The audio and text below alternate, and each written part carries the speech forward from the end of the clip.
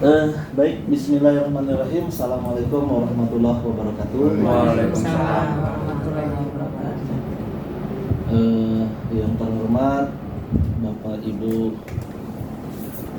Wakil Kepala Sekolah, guru dan mungkin tenaga administrasi, mewakili Pak Haji Sutami. Tadi sudah teleponan, ada keperluan dan mudah-mudahan bisa segera menyusul. Izinkan kehadiran kami di sini dalam rangka monitoring tahap perencanaan PPDB yang seharusnya sudah mulai berjalan, dan kita harapkan sebagian besar yang ada di dalam instrumen sudah mulai dipersiapkan. Adapun instrumen kami susun berdasarkan dokumen keputusan Sekretaris Jenderal Kemdikbudristek nomor 47 M 2023 tentang pedoman pelaksanaan PPDB. Ini merupakan turunan dari Permendikbud nomor 1 tahun 2021. Sampai saat ini Permendikbud dan Kepsekjen ini belum diganti, meskipun ada berita wacana bahwa akan ada evaluasi terhadap PPDB. Namun sampai kemarin sore menjelang maghrib saya browsing di internet, masih belum ada kebijakan tertulis sebagai dasar hukum kita untuk PPDB tahun ini. Sambil menunggu apakah Kepsekjen ini akan direvisi, apakah bentuknya surat edaran atau perubahan dari Permendikbud, kita belum tahu. Dan kami juga sudah bertanya ke BPMP sebagai perwakilan dari kementerian yang ada di Sumsel, di Indralaya. Mereka juga belum bisa memastikan. Namun, mengingat PPDB ini biasanya dimulai bulan Mei dan sosialisasi harus dimulai 3 bulan sebelumnya, maka Februari itu harus sosialisasi. Apapun aturannya kita harus sosialisasi supaya masyarakat tidak bingung, tidak merasa dirugikan karena kurangnya persiapan. Oleh karena itu, kami di sini mencoba membuat instrumen berdasarkan Kepsekjen, Permendikbud, dan juga buku putih Ombudsman. Jadi Ombudsman itu ada buku putih 80 sekian halaman. Saya sudah baca semuanya. Adapun rekomendasi dari mereka juga saya masukkan di dalam instrumen ini. Dan saya juga mencuplik hasil rapat Kepala Dinas seluruh Indonesia beserta Pak Menteri, Pak Abdul Muti, bahwa zonasi akan disesuaikan. Meskipun disesuaikannya belum jelas secara teknis, cuman kita mulai meraba-raba. Nanti kalaupun ada yang tidak pas dengan instrumen ini, kita sesuaikan. Kita mulai dari poin 1. Penghitungan sebaran sekolah dilakukan dengan melakukan pemetaan lokasi dan titik ordinat sekolah. Artinya ini seharusnya tugas dinas. Jadi titik ordinat sekolah di seluruh sekolah di Sumsel itu dinas harus memastikan titik ordinatnya salah. Karena di Dapodik titik ordinat itu bisa tidak sesuai. Nah, maka saya undang operator, nanti tolong disampaikan Pak Cecep mungkin atau yang lain. Banyak kondisi sekolah itu titik ordinatnya di tengah laut. Salah ngerti itu. Atau mungkin mengambilnya mano. Itu yang poin pertama. Pastikan di Dapodiknya titik ordinatnya sudah benar, sehingga aplikasi yang akan dipakai oleh Dinas Pendidikan nanti rencananya Telkom kita sudah mencoba menjajaki, dan kami juga ada anggarannya untuk membayar aplikasi itu. Meskipun tidak semua sekolah tertentu, mungkin seluruh kota Palembang, beberapa sekolah di kabupaten kota kita bayarkan aplikasinya, sewa aplikasinya, dan sekolah tinggal login saja sebagai admin sekolah untuk di aplikasi PPDB. Nah, ketika nanti Telkom menarik data dari Dapodik, jangan sampai titik ordinatnya salah. Ini sudah atau belum? Nanti kita sama-sama jawab. Cuma saya jelaskan dulu poin per poin. Yang kedua, dalam pemetaan PPDB kita harus melakukan pemetaan sebaran calon peserta didik yang diproyeksikan mendaftar di sekolahnya, yang kemudian dilakukan analisis daya tampung berdasarkan kapasitas sekolah. Artinya pemetaan ini adalah yang diperkirakan akan masuk ke sini bisa berasal dari SMP sekitar atau dari kelurahan atau kantong-kantong wilayah administrasi terdekat. Nah, kita harus bekerja sama dengan kepala SMP, baik negeri maupun swasta maupun MTS, dan juga lurah atau para pemangku kepentingan setempat. Nah, ini akan menjadi dasar penghitungan analisis daya tampung, apakah kita kurang atau lebih. Hasil dari nomor 2 ini sudah kami sampaikan di dalam SID, yaitu berupa hasil pemetaan PPDB. Nah, ini Pak, hasil pemetaan PPDB, apakah di SMA 4 kurang atau lebih terlihat di sini. Semua Palembang rata-rata kekurangan. Kalau dia jawabannya cukup seperti ini, berarti masih salah. Ini SMA 4 Palembang masih salah melakukan pemetaan, Pak. Mohon maaf, berdasarkan data terakhir. Saya baru sempat sekarang mengingatkannya, lupa. Kenapa masih salah? Karena seharusnya tidak boleh SMA 4 lebih ya? Oh, tidak salah. Yang salah itu SMA 3. Sorry, mohon maaf. SMA 4 sudah benar. 396. Kenapa SMA 3 salah? Kita ambil contoh yang salah ini karena nanti kan untuk sekolah lain juga, supaya tim monitoring kami bisa menjelaskan ke SMA 3 bahwa ini salah. Ketika di sini cukup, maka ini salah. Tidak mungkin yang akan mendaftar itu cukup dengan daya tampung sekolah. Karena ini adalah proyeksi ke depan, Pak. Khusus Kota Palembang pasti biasanya berlebih yang daftar. Pasti kita mohon maaf buang, menyeleksi, ada yang tidak tertampung. Nah, ketika di sini SMA 3, SMA 5, SMA 6, SMA 1 Palembang pun mau berbicara cukup, berarti yang daftar di SMA 1 Palembang itu pas daya tampungnya, tidak mungkin. Rasanya 2 kali lipat. Lulus galau betul. Salah. Nah, di situ salahnya. Nanti mungkin kawan-kawan tim non yang lain tolong diingatkan, pemetaannya diperbaiki. Gimana cara melakukan pemetaan di poin 4 ini? Di SID PPDB Sumsel, apabila selisih daya tampungnya 0, maka segera lakukan perbaikan karena masih salah. Tapi SMA 4 sudah benar. Ya, kita kelebihan posisi 396 pendaftar. Artinya 400 lebih, Pak. Kita kapasitasnya 396, 11 kelas ya. Kemudian yang daftar 800 diperkirakan. Jadi kita tidak tertampung 400, kelebihan pendaftar. Nah, kelebihan pendaftar itu tinggal nak kemana, itu yang jadi masalah ini. Karena dari 400 ini, kalau dia ngotot ke sini galau, ya mending lah kita galau-galau. Mending galau-galau, Pak. Oke, poin 3, pemetaan keluarga tidak mampu disabilitas. Ini kita kerjasama dengan Dukcapil kota maupun provinsi, saya tidak tahu, atau dengan RT, lurah. Anak-anak yang tidak mampu, yang memiliki ekonomi menengah ke bawah, wajib memiliki DTKS, data terpadu kesejahteraan sosial, karena surat keterangan miskin tidak diterima di Kepsekjen, ini tidak diakui. Harus DTKS. Kemudian juga ada yang namanya afirmasi itu disabilitas berkebutuhan khusus, disertakan oleh surat dokter atau dari psikolog atau dari sejenisnya lah, atau kartu disabilitas. Ketika ada yang seperti itu, maka kita harus menerima, tidak boleh nolak. Tinggal nanti kalau di aturannya wajib, tinggal ada kebijakan enggak di daerah. Kalau ada kebijakan, mungkin alasannya bahwa guru tidak ada yang memiliki sertifikasi disabilitas, sehingga diarahkan ke kantong SMA tertentu seperti SMA 2, SMA B atau SMA lain yang ditetapkan oleh Dinas Pendidikan. Tapi kalau secara aturannya wajib dulu, baru nanti kita beralasan. Kalau tidak, apa alasannya? Guru-gurunya tidak mampu, nanti dikhawatirkan anak itu tidak tertangani dengan baik, justru malah anak itu kena bully lah, segala macam lah, dan mungkin itu jadi kesannya. Ada kemarin ya? Baru kemarin, untuk siswa bawa anaknya SMP, anak-anak itu pada sekolah, katanya ngapain kan, kami bawa ke PU, ternyata anak itu ada yang kurang matonya tuh. Cak siapa waktu yang kita pernah matonya micin-micin ganda-ganda kan ya, sekarang alhamdulillah sehat ya kan. Itu kemarin dia minta disabilitas, nah kami kan belum tahu aturan. Kali ini kan sudah tahu. Ada di bab 3 Bu, pelaksanaan PPDB, ini kan bab 2 persiapan. Kepsekjen ini ada di SID itu juga, kalau Ibu mau buka di laptopnya bisa. Bab 3 tuh syarat-syarat donasi, afirmasi segala macam itu masih sama.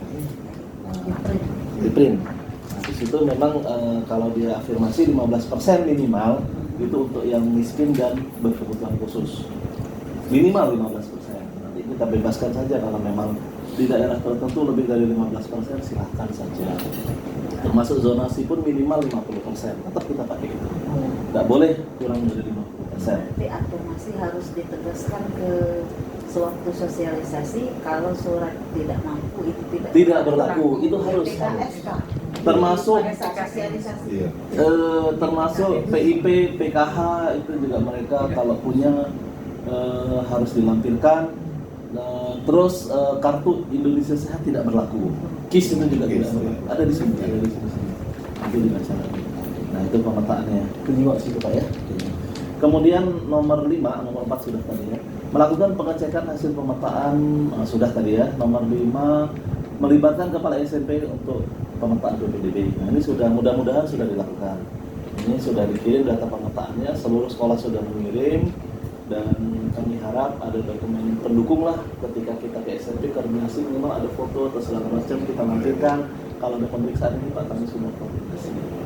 Saya terdekat aja. Kirim masih. Yang selanjutnya kita akan membahas tentang daya tampung. Daya tampung ini satu kelas 36 orang. Itu harga mati untuk sekolah-sekolah reguler. Kenapa dikatakan sekolah reguler? Karena di Palembang ini rata-rata tidak kekurangan sekolah apabila melibatkan swasta. Catatannya apabila melibatkan swasta. Saya dapat data dari BPMP, dari Kementerian Pusdatin, daya tampung kita 40.000 apabila melibatkan swasta. 40.000 anak yang bisa mampu Palembang ini. Negeri swasta, SMK, MA, negeri swasta syaratnya. Sementara lulusan di Kota Palembang SMP sederajat, SMP MTS negeri swasta itu ada 26.000. Jadi kita tuh masih kelebihan daya tampung, masih bisa nampung 16.000 orang sebenarnya. Tapi kenyataannya di antara swasta-swasta yang banyak itu kan ada yang tidak diminati oleh masyarakat sehingga semuanya ke negeri. Ketika semua ke negeri, maka daya tampung negeri hanya cukup di angka 10.300. Kita masih kekurangan 14.000 kalau semua maksud ke negeri. Nah, ketika swasta-swasta sudah berbenah menjadi sekolah yang diminati masyarakat, beban negeri ini berkurang. Termasuk anak saya, tiga-tiganya swasta. Kenapa? Saya tidak mau merepoti negeri, kesian kalau semuanya. Kalau saya maksa anak saya ini harus ke negeri. Jadi swasta, alhamdulillah. Waalaikumsalam Pak Cecep, sini Pak Cecep. Sebelah sini Pak, di kursi ya. Kita menyesuaikan. Sini Pak. Oke ya. Lanjut Pak Cecep ya. Kami izin mulai duluan. Di dalam Kepsekjen, di sini ada halaman 9 disebutkan bahwa daya tampung SMA ini salah pula Kepsekjen ini. Kondisi daya tampungnya dan di atas penghitungan daya tampungnya. Penghitungan daya tampung itu ada di halaman 8. Kalau Ibu baca salahnya di mana? Pengalinya dia tuh salah. Kondisi daya tampung kelas 10 halaman 6 itu bukan jumlah kelas 10 ditulisnya, harusnya jumlah kelas 10. Di situ dia salah sedikit menghitungnya. Berdasarkan kelas 10 bukan kelas 7. Kalau di Kepsekjen ditulisnya untuk SMA kondisi kelas 7 dikali 36. Kelas 7 kan punya SMP. Typo baik tadi salah. Tapi tidak apa-apa, kita maklumi walaupun dari menteri pun bisa salah, apalagi dari sekolah ya. Jadi yang benar adalah jumlah kelas 10 dikali 36 jumlah ruang kelas. Dan tidak boleh menggunakan lab. Nah, di sini kita sebutkan apakah menggunakan laboratorium selain ruang kelas untuk dijadikan ruang kelas? Ya atau tidak? Minta jawabannya. Nah, boleh pakai lab untuk kondisi tertentu apabila tidak ada sekolah lain di sekitarnya seperti daerah 3T, daerah-daerah pelosok, daerah yang tidak ada swasta, tidak ada SMK, tidak ada MA, maka ada pertimbangan untuk lebih dari 36 dan menggunakan ruang landep. Itu diatur oleh namanya Permendikbud nomor 47 tahun 2023 tentang standar pengelolaan. Jadi kita semua berdasarkan Permendikbud. Apakah Permendikbud itu berlaku untuk negeri saja? Tidak. Harusnya untuk swasta juga. Sehingga ketika ada swasta yang pakai lab yang lebih dari 36 harusnya menjadi atensi juga, menjadi bahan pemeriksaan. Namun pada kenyataannya yang namanya dinas pendidikan, inspektorat, ombudsman, dirjen dan segala macamnya BPMP itu selalu fokusnya di negeri. Swasta jarang disentuh, mungkin karena negeri menggunakan uang rakyat. Jadi harus lebih taat. Negerinya sudah beres baru mikirin swasta. Saya pengennya sih paralel sambil mikirin Pak swasta juga disenggol dikit lah gitu. Nah, tapi tidak, kita fokusnya negeri terus. Nah, ketika saya izin ke pimpinan mau ke swasta, pimpinan bilang negeri belum beres, kamu ngurusin swasta ya sudah. Jadi kita masih tetap fokus di negeri. Nah, jika daya tampung tidak sesuai, maka dilakukan verifikasi ulang. Nah, kita cek di dalam SID sudah ada hasil verifikasi daya tampung. Untuk SMA 4 Palembang mudah-mudahan sudah sesuai 11 rombel ya. Iya. Tidak ada masalah ya. Nah, 11 396 sudah. Oke, tidak menggunakan lab ya. Tidak ada. Dan tidak boleh nambah ya. Kalau tadi sudah selesai, karena minta penambahan. Kartu ruangan. Iya, karena di dalam surat daya tampung, usul daya tampung sudah ada catatan bahwa tidak akan menambah kan. Karena menambah itu sangat merepotkan dan kata wong kementerian tidak bakal di ACC tahun ini meskipun gubernur teken ya. Tahun kemarin dimaklumi karena ada Pak Gubernur neken. Nah, tahun ini kalau misalnya meskipun Pak Gubernur tanda tangan katanya mereka tidak akan ACC. Itu yang saya dapat info kemarin. Lanjut ya. Kita baru di poin 3 dari daya tampung. Kemudian ini sudah dicek verifikasinya, segera lapor jika salah. Oke, berkas fisik sudah dikirim ke MKKS yang ditandatangan, berkas daya tampung sudah. Nanti kan dari MKKS mengumpulkan ke sana. Biar kami tidak repot sikok maksudnya. Apakah pembangunan lab tidak, daya tampung tidak mencukupi dapat memberikan informasi daya tampung pada sekolah swasta madrasah. Nah, ini poin ini yang jarang dipakai. Kami berharap sekolah negeri SMA 4 mendata sekolah swasta dan madrasah atau SMK yang terdekat di sini untuk minimal ditempel di papan pengumumannya bahwa masih ada sekolah-sekolah di sekitar sini yang lokasi alamatnya di sini, yang jumlah kelasnya sekian dan daya tampungnya sekian. Meskipun kita tidak tahu berapa yang daftar, minimal mereka ada gambaran orang tua mungkin, oh ternyata ada sekolah di sini. Meskipun harusnya sudah tahu sih, tapi tidak ada salahnya kita tambahin di mading kita untuk menginformasikan daya tampung sekolah swasta dan madrasah di sekitarnya. Bukan hanya sekolah swasta, harusnya SMK juga di sini, SMK atau sekolah swasta. Kemudian lanjut sekarang tentang wilayah zonasi. Kita harus poin satunya memastikan seluruh calon peserta didik di wilayah administratifnya masuk ke dalam wilayah zonasi. Nah, ini kami ada surat wilayah zonasi di SID kemarin. Sudah sampai belum Pak? Sudah di Semaneh Pak. Baru-baru ini suratnya baru 2-3 hari. Nah, surat wilayah zonasi. Nah, di dalam surat ini, lupa pula ngasih nomornya. Tanggal 13 surat ini. Berdasarkan Kepsekjen juga, kita masih ngacu ke sini bahwa kita diminta membuat wilayah zonasi sesuai format terlampir seperti ini. Wilayah zonasinya berbeda dengan tahun lalu. Tahun ini kita hanya memakai wilayah zonasi kecamatan saja.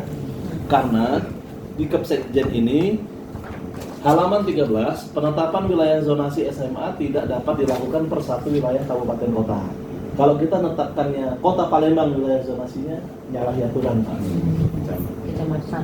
Jadi paling tingginya kecamatan. Tahun lalu sebenarnya banyak yang memakai kelurahan desa untuk selain Palembang. Kalau Palembang tahun lalu memang kecamatan Pak ya, kita tidak ada perubahan. Kenapa kita pakai kecamatan? Supaya tidak repot, juga kita mungkin belum punya waktu yang cukup untuk pemetaan per RT, pemetaan per lurah, untuk melibatkan mereka dalam rapat. Kita tidak tahu juga data yang di RT lurah itu valid atau tidak kan? Karena ada persepsi bahwa kakak itu menurut RT berdasarkan yang uangnya terjiwok, bahwa dia tinggal di situ. Sementara aturan mengatakan kakak itu bisa jadi yang penting terdaftar di Dukcapil meskipun uangnya di mana. Nah, itu yang terjadi mis akhirnya ada tahapan verifikasi dan lain-lain. Nah, tapi seandainya kakak itu sudah benar di situ 11 sekolah misalnya, tapi uangnya jauh di Jakabaring atau di Palang Kelapa, itu kan kita juga serahkan pada pihak Dukcapil. Jadi kita tidak boleh membatalkan kakak yang sudah sah secara hukum. Nah itu yang repotnya Pak.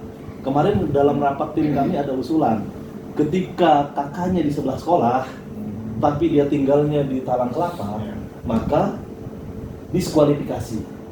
Karena menurut RT dia bukan warga sini, meskipun kakaknya di sini, dia tidak pernah tinggal di sini.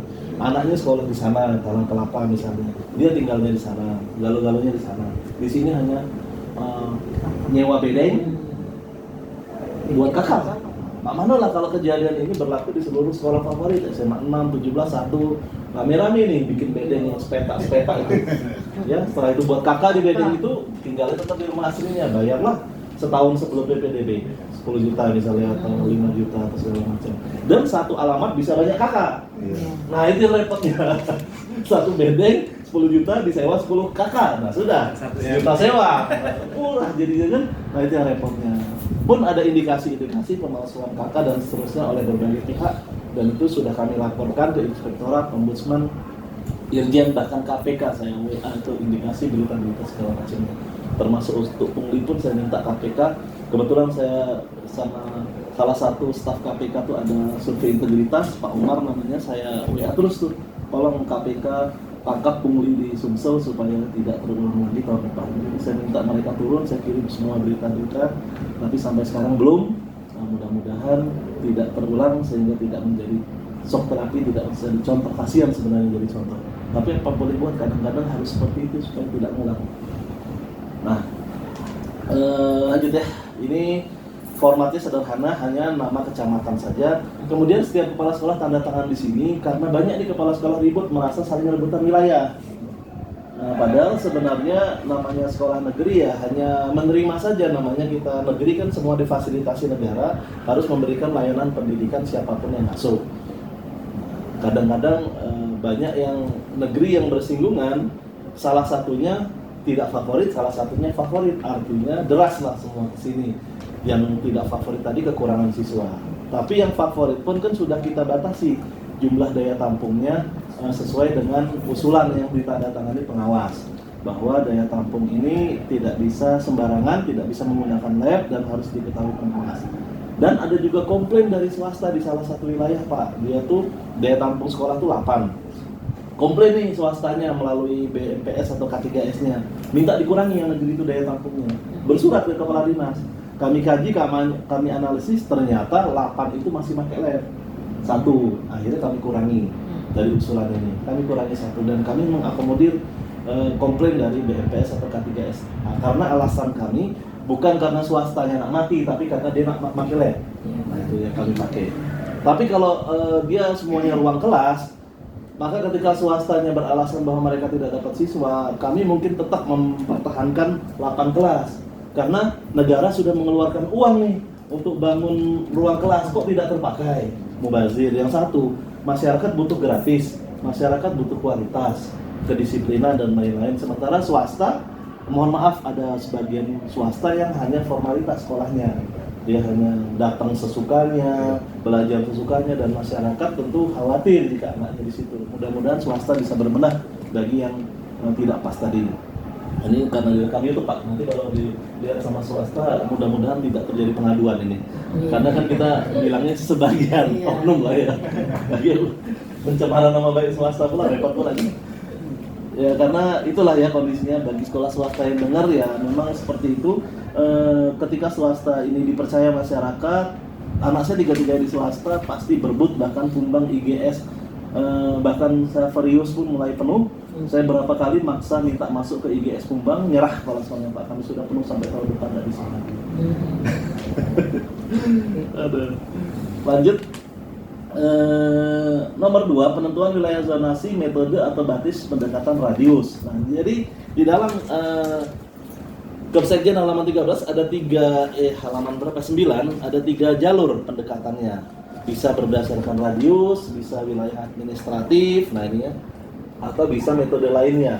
Nah, kita akan meminta sekolah untuk memilih salah satu metode, apakah radius, apakah zonasi, wilayah administratif, atau mekanisme lainnya sesuai karakteristik daerah. Kemungkinan nanti kita di Juknis akan memakai nomor 4, tapi nggak apa-apa sekarang kita memakai. Kita penentuan wilayah zonasi metode basis pendekatan lainnya sesuai karakteristik daerah. Kenapa Palembang memakai nomor 4 atau sebagian Sumsel memakai nomor 4? Karena sebaran sekolah tidak merata. Sini Bu. Kalau situ kan Jadi sekolah SMA negeri itu banyak ngumpul misalnya di IB1 ya. Itu ada 3-4 sekolah, sementara di daerah seberang Ulu, daerah Talang Jambi segala macam itu tidak ada sekolah, sehingga merasa tidak adil lah. Demo segala macam termasuk dari Pak Riza Falepi, analis pendidikan, memberikan saran bahwa kita harus memakai metode lainnya dengan karakteristik daerah, karena pemerintah belum menyediakan sekolah negeri yang kualitasnya sama di setiap kecamatan. Seandainya seperti Bandung, Jogja, atau daerah-daerah lain yang dimanapun dia sekolah negeri tetap rasanya sama. Misalnya ketika sekolah di SMA 4 sama rasanya seperti di SMA 1 Palembang, di SMA 20 Gandus sama seperti SMA 1, baik kualitas, sarana prasarana, dan segala macamnya lah. Maka kita bisa memaksa harus memakai pendekatan radius ini. Nah sekarang ini belum, keterbatasan sarana prasarana, maka kita harus memakai metode lainnya. Metode lainnya itu seperti apa? Kami merancang, ini sedikit bocoran, mudah-mudahan tidak salah ya, mohon maaf Bu Kabit atau pimpinan kalau ini kami sedikit bocorkan. Zonasi yang 50% akan kita pecah menjadi 2. Ini rencana ya, belum ada SK, berdasarkan hasil studi banding dari Jogja. Di Jogja itu ada zonasi radius, dia hanya 5%, hanya bina lingkungan bayang berdasarkan jarak. Nah setelah 5%-nya habis, dia memakai namanya zonasi reguler. Zonasi regulernya 50%, 10 kali lipat. Total zonasi di Jogja yang kami pelajari baik dari online maupun kami kirim 4 orang ke sana, termasuk biro hukum kami berangkatkan 2 ke sana. Tim kami 4 orang ke sana mempelajari zonasi di Jogja, 50% zonasi reguler. Zonasi reguler berdasarkan ASDP. Apa ASDP? Asesmen daerah. Seluruh siswa SMP memang sudah wajib asesmen daerah dengan standar PISA. Soal-soalnya dari PISA. Jadi mereka sudah dapatlah nilai, bukan potensi akademik, bukan tes-tes yang seperti tes PPDB pada umumnya, tapi tes yang mungkin mirip dengan ANBK mungkin, atau ABM. Dia standar PISA. Seperti itu tes mereka, dan di ranking berdasarkan tes, ada poin tesnya, ada poin pemetaannya. Itu yang kita mau tiru Pak. Jadi kita akan memakai dari 50% ini, kita ambil 10%-nya zonasi radius, 40%-nya zonasi reguler. Zonasi reguler kita ambil berdasarkan nilai raport 40%, nilai asesmen 60%. Bobotnya seperti itu. Di Jogja juga mengambil nilai raport seperti itu, dikalikan dengan nilai asesmen daerah dan nilai pemetaan. Dan di situ nanti akan ada ranking untuk 40% zonasi reguler, bukan berdasarkan jarak Pak, tapi berdasarkan nilai raport dan asesmen tadi, supaya lebih berkeadilan nih. Yang lebih berkeadilan misalnya daerah yang zonasi, masih ada wilayah zonasi tapi secara jaraknya jauh, tapi dia serius ingin sekolah, dia niatnya pengen sekolah, dia betul-betul pengen sukses. Sementara ada yang dekat dengan sekolah tapi anaknya tidak sekolah, galak begawe misalnya, senangnya, hobinya atlet, atau dia punya pekerjaan sampingan sehingga dia mencari sekolah-sekolah yang lebih fleksibel. Kan tidak bisa kita paksa dia ke sana. Nah kami membaca berkeadilannya seperti itu. Itulah yang disampaikan oleh Pak Reja, kawan-kawan LSM, DPRD, wartawan. Mereka menyampaikan itu di demo-demo, dan saya pikir itu ada benar Pak. Jadi tidak selalu yang demo, berita-berita miring itu salah. Kalau kita pelajari secara rinci, mereka tidak sepenuhnya salah, kita tidak sepenuhnya benar. Jadi apa salahnya kita mix sekarang. Nah, mudah-mudahan dengan sistem seperti itu tidak ada lagi komplain. Tesnya nanti diserahkan ke sekolah atau dibuatkan pengawas soalnya, mekanisme CBT atau LJK juga pertimbangan waktu kita serahkan. 40% tes dan raport, 10% barulah bina lingkungan. Itu rencana. Tapi kita masih punya cadangan di luar wilayah zonasi. Kalau dia di luar kecamatan-kecamatan yang kita tentukan, dia masih punya 50%. Afirmasi 15%, mutasi 5%, prestasi 30%. Jadi mudah-mudahan ini adalah lebih baik dari yang tahun lalu. Itu harapannya. Kemudian kita ke poin 6, kepala sekolah menentukan wilayah zonasi berdasarkan rapat MKKS ya. Karena ini harus saling tahu nih kepala sekolah yang lain, jangan sampai nanti kita wak-wek ternyata saling tumbur, meskipun ini hanya formalitas saja karena kewajiban di dalam Kapsekjen bahwa tidak boleh kabupaten tetap ada wilayah zonasi, tapi penyesuaian tadi ada yang radius, ada yang reguler. Kemudian 7 masih jalan enggak ya? Masih ya. Calon peserta didik yang berdomisili di wilayah perbatasan kabupaten kota masuk pada zonasi terdekat. Contohnya di Alma ya, SMA 21, makanya saya ingin ke sana. Berbatasan dengan Banyuasin, itu bagaimana wilayah zonasinya, saling ambil kecamatan Kabupaten Banyuasin juga ya, silakan saja boleh. Karena wilayah SMA kan meliputi kabupaten kota seprovinsi. Yang repot itu di Bayung Lincir berbatasan dengan Jambi. Maka mungkin kami akan bersurat dengan provinsi Jambi. Atau di Lampung di SMA 3 Martapura berbatasan dengan Waikanan Lampung. Data wilayah zonasi nomor 8 agar disampaikan secara online dalam bentuk PDF dan Excel. Nah, ini sudah disampaikan belum? Nah, dan ini yang disampaikan adalah MKKS saja, tidak sekolah. Nah, jadi di sini kolektif dan seisi lembar tidak usah banyak-banyak. Di sini kita kirim file wilayah zonasi pada kabupaten kota, sudah kami buatkan linknya, dan di sini hanya ada pilihan kabupaten saja. Nah, di sini ada file Excel, file PDF, sudah selesai tinggal data operator MKKS. Kemudian yang penting kita salah nih nomor 8 nih, harusnya disampaikan secara online melalui MKKS atau dibahas di MKKS oleh MKKS yang menyampaikannya, tapi tidak apa seperti itu. Jadi poin 8 ini tugas MKKS bukan tugas sekolah ya. Catatan bagi tim Monef yang lainnya, karena kami tim Monef ada 12 orang Pak, bingung mereka, belum sempat rapat kan. 9. Penetapan wilayah zonasi diumumkan melalui penetapan pengumuman resmi sekolah atau media online. Jadi kita umumkanlah di papan kita atau di IG atau di TikTok atau di media sosial, website, bahwa SMA 1 Palembang berdasarkan rapat MKKS dan peraturan-peraturan perundang-undangan menetapkan wilayah zonasi berupa kecamatan ini dan ini. Biasanya 1 atau 2 kecamatan. Kemudian persiapan PPDB. Mulai dari sosialisasi Permendikbud, kami harap kalaupun tidak sempat rapat khusus, ya minimal tim intinya tuh membaca sekilas. Permendikbud nomor 1 tahun 2021 masih berlaku. Kapsekjen juga dibaca. Pergub 13 dan ada perubahannya, Pergub 11. Semuanya ada di SID tadi.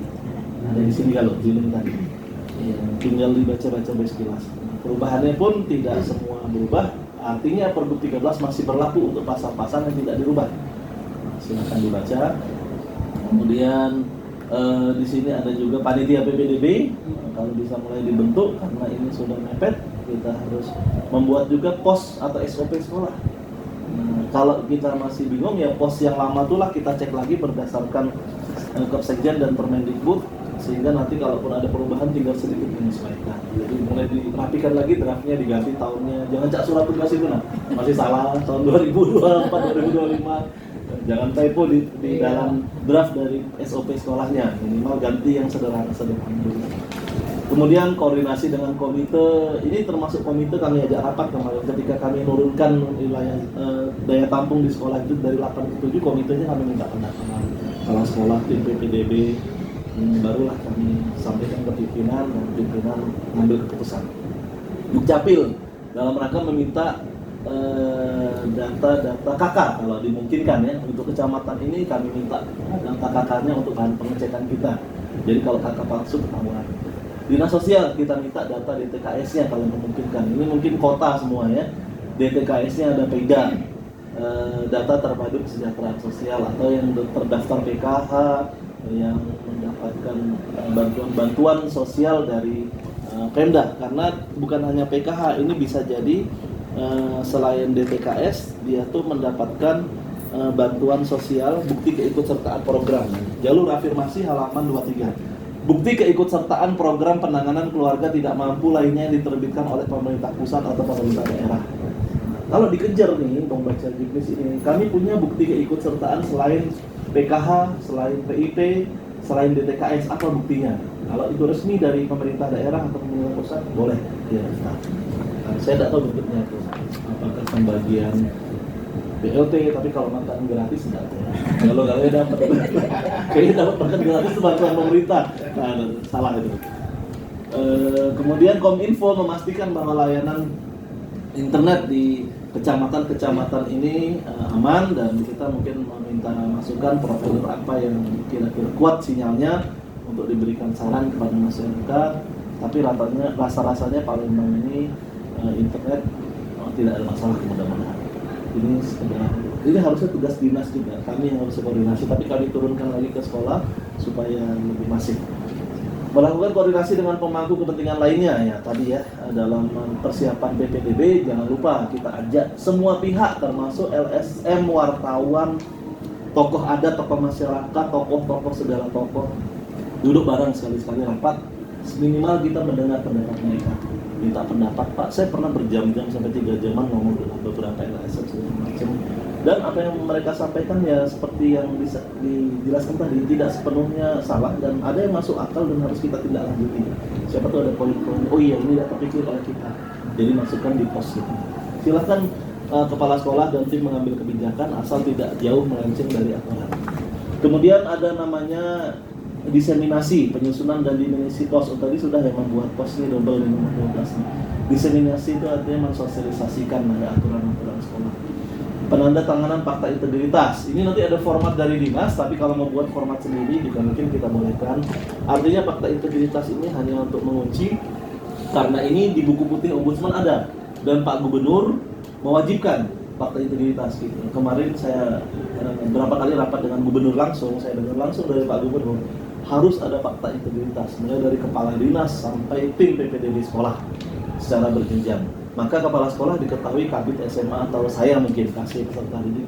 Saya belum minta saran Bu Kabit nih, kalau beliau kebanyakan naikin 330 sekolah itu ya saya naikin, dan semuanya cukup PDF saja, tidak perlu harus diantar. Jadi saya tekan setelah print PDF-nya. Karena kalau kabit biasanya harus sama-sama basah kan, tidak lemah kalau fotokopian atau printan. Tapi kalau saya tidak masalah sekedar mengetahui. Yang ke-14, panitia PPDB sekolah diketahui oleh kepala sekolah, itu harus membuat fakta integritas juga. Itu poin-poin dari sosialisasi yang bisa kami jelaskan, mudah-mudahan bisa dipahami dan juga untuk bahan tim kami melakukan monef di sekolah-sekolah lainnya sekota Palembang ini. Terima kasih. Assalamualaikum warahmatullahi wabarakatuh. Waalaikumsalam warahmatullahi wabarakatuh.